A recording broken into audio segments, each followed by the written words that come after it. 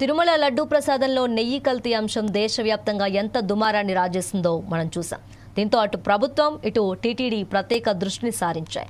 భవిష్యత్తులో ఇలాంటి పొరపాట్లకు తావు లేకుండా శ్రీవారి ప్రసాద స్వచ్ఛతను కాపాడటమే లక్ష్యంగా తిరుమలలో FSSAI ల్యాబ్ను ఏర్పాటు చేశారు. ఇక నుంచి తిరుమల ప్రసాద విషయంలో ఎలాంటి అవకతవకలకు తావు లేకుండా వివాదాలకు చెక్ పెట్టేందుకు రాష్ట్ర ప్రభుత్వం ఈ ల్యాబ్ను ప్రారంభించింది.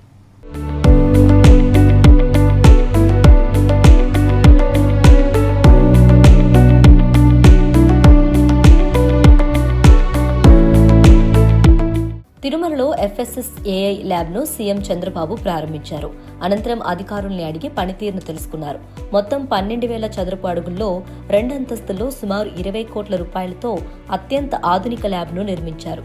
ఈ అత్యాధునిక ల్యాబ్లో ప్రసాదాలకు వాడే నూనె, నెయ్యి, పాలు, పప్పు దినుసులు వంటి ముడి సరుకుల నాణ్యతను ఈ ల్యాబ్లో ఎప్పటికప్పుడు పకడ్బందీగా పర్యవేక్షించేలా ప్లాన్ చేశారు.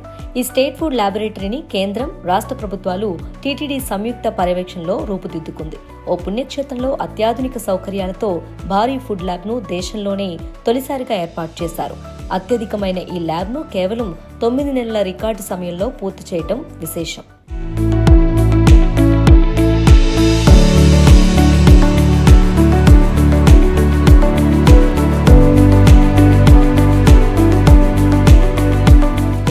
ల్యాబ్ను ఏర్పాటు చేసిన 50కి పైగా పరికరాలను సీఎం చంద్రబాబు పరిశీలించారు. న్యూఢిల్లీ నుండి వచ్చిన FSSAI executive director panda, CFTRI director Giridhar ల్యాబ్లోని ప్రతి పరికరం పనితీరును సీఎంకు వివరించారు. తిరుమలలోని TTD water and food analysis lab భక్తులకు సురక్షితమైన నీరు, ఆహారాన్ని అందించేందుకు వివిధ వనరుల నుంచి నమూనాలను సేకరించి పరీక్షలు నిర్వహిస్తుంది. ప్రతి నెల 1000 నుండి 1500 నమూనాలపై పరీక్షలు నిర్వహించనున్నారు.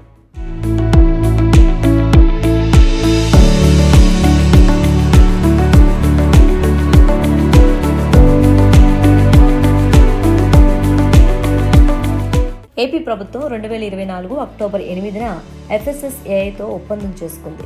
ఈ ల్యాబ్లో ప్రధానంగా ప్రసాదాల్లో వినియోగించే ముడి సరుకుల్ని పరీక్షించేలా ల్యాబ్ ప్లాన్ చేశారు.